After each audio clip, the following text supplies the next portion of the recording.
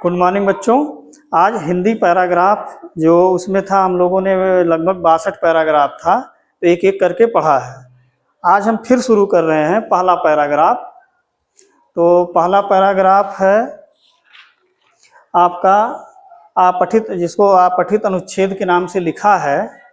तो ये हम पहला आज पढ़ाएंगे। अब फिर हम आपको 4 आप पढ़ोगे, अगले दिन हम 5वां पढ़ाएंगे। तो इस तरह से फिर हम चलते हैं, एक बार पुनः जाके जो कहीं कठिनाइयाँ हों वो दूर हो जाएं। तो सबसे पहले मैं आपको बताऊं, ग्रह और उपग्रह के बारे में बता दूं कि जो उपग्रह ग्रह होते हैं वो सूर्य के चारों ओर चक्कर लगाते हैं। ये सूर्य हमारा है, ये है हमारा सूर्य, और जो ग्रह होते हैं इसके चारों ओर चक्कर लगाते हैं। तो कुल मिला के 9 ग्रह है, अब 8 बचे हुए हैं। तो ये सब ऐसे चक्कर लगाते हैं पृथ्वी के। तो उसमें बुध है, शुक्र है, पृथ्वी है, इसके बाद बुध शुक्र, इसके बाद पृथ्वी आता है। तो ये सब गोल गोल सूर्य के चक्कर लगाते हैं। ये पृथ्वी हमारा है। तो इसको जो प्रकाश मिलता है, इनको, ये जो ग्रह होते हैं, इनको जो प्रकाश मिलता है वो सूर्य से मिलता है। और जिनके पास प्रकाश होता है, उष्मा होती है, वो तारा कहलाते हैं। तो आकाश में रात में जितने भी आप देखते हो टिमटिमाते हुए, वो सब तारा हैं। उनसे हमें प्रकाश मिलता है और उष्मा मिलता है, गर्मी मिलता है। तो सूर्य जो है सबसे नज़दीक का तारा है। सूर्य जो है सबसे नज़दीक का तारा है। सारे उपग्रह जो होते हैं इसके चक्कर लगाते हैं। तो एक ग्रह हो गया, ये सब ग्रह हैं। क्या है? ग्रह। और एक होता है उपग्रह। उपग्रह। तो उपग्रह जो होता है बेटा, ये ग्रह के चारों ओर चक्कर लगाते हैं। जैसे चंद्रमा है, तो चंद्रमा जो है पृथ्वी के चारों ओर घूमेगा। ये समझ में आया? तो जो ग्रह के चारों ओर घूमे उसको उपग्रह कहते हैं, और जो सूर्य के चारों ओर घूमे उसको ग्रह कहते हैं। तो ये चीज समझ में आ गया। तारा, सबसे नजदीक का तारा हमारा सूर्य है। रात में जितने भी आपको दिखाई देते हैं सब तारा हैं, सब में गर्मी है और प्रकाश है। और ये बहुत बड़े होते हैं, पृथ्वी से करोड़ों गुना बड़े होते हैं। परिभ्रमण माने होता है चारों तरफ घूमने वाला। तो अब हम लोग पैराग्राफ पढ़ते हैं, क्योंकि पैराग्राफ एक में कुछ कठिनाइयां हैं, तो इसको हम पढ़ते हैं।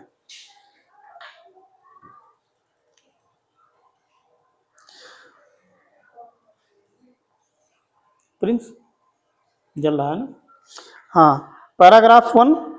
कुछ खगोलीय पिंडों में अपना प्रकाश एवं उष्मा नहीं होता है, वे तारों के प्रकाश से प्रकाशित होते हैं। खगोलीय पिंड वो होते हैं जैसे पृथ्वी, चंद्रमा, ये सब खगोलीय पिंड हैं। ऐसे पिंड ग्रह कहलाते हैं। ग्रह, जिसे अंग्रेजी में प्लेनेट कहते हैं, जिसका अर्थ होता है परिभ्रमक, अर्थात चारों ओर घूमने वाला। पृथ्वी, जिस पर हम रहते हैं, एक ग्रह है। यह अपना संपूर्ण प्रकाश एवं उष्मा सूर्य से प्राप्त करती है, जो पृथ्वी के सबसे नजदीक का तारा है। सूर्य पृथ्वी के सबसे नजदीक का तारा है। पृथ्वी को बहुत अधिक दूरी से, जैसे चंद्रमा से देखने पर, यह चंद्रमा की तरह चमकती हुई प्रतीत होती है। यानी जैसे चंद्रमा, यहाँ से हम देखते हैं चंद्रमा, जैसा लगता है अगर चंद्रमा से हम पृथ्वी को देखें तो ऐसे पृथ्वी भी लगेगी चंद्रमा की तरह। बृहस्पति, शनि तथा यूरेनस के चारों ओर छल्ले हैं। ये छल्ले विभिन्न पदार्थों के असंख्य छोटे छोटे पिंडों से बनी पट्टियां हैं। कुछ पृथ्वी से इस छल्लों को शक्तिशाली दूरबीन की सहायता से देखा जा सकता है। दूरबीन, जिससे दूर की वस्तुओं को देखा जा सके, उसे दूरबीन कहते हैं। अब ये देखो, बड़ा कन्फ्यूजन वाला प्रश्न है, ग्रह के बारे में क्या सही नहीं है? तो ये तारों के प्रकाश से प्रकाशित नहीं होते, तो ये तो गलत है, ये सही नहीं है। ये तारों के प्रकाश से प्रकाशित होते हैं, ये सही है। ये अपने उपग्रहों, सूर्य के चारों ओर चक्कर लगाते हैं। तो ये अपने उपग्रहों और सूर्य के चारों ओर चक्कर लगाते हैं। तो उपग्रह और ग्रह मिलके सूर्य के चारों ओर चक्कर लगाते हैं। इनकी अपनी कक्षा होती है, ये भी सही है। ये अपने उपग्रहों, सूर्य के चारों ओर चक्कर लगाते हैं, ये भी सही है। ये तारों के प्रकाश से प्रकाशित होते हैं, ये भी सही है। यानी हमारा क्या सही नहीं है, तो हमारा राइट आंसर हो जाएगा ए, ये तारों के प्रकाश से प्रकाशित नहीं होते, जबकि ग्रह तारों के प्रकाश से प्रकाशित होते हैं। दूसरा देखते हैं, कुछ खगोलीय पिंड में अपना प्रकाश एवं नहीं होता है। तो कुछ खगोलीय पिंडों में अपना प्रकाश एवं क्या नहीं होता है? हवा, भार, गैस, ऊष्मा। तो ऊष्मा सही है। अब जैसे पृथ्वी हमारा खगोलीय पिंड है, चंद्रमा हमारा खगोलीय पिंड है, लेकिन इसमें प्रकाश नहीं है, ना ही ऊष्मा होती है। तो ये प्रकाश और ऊष्मा केवल तारों में होती है। पृथ्वी जिस पर हम रहते हैं वह है एक गैसीय गोला, एक ग्रह, एक तारा, एक पत्थर की गेंद।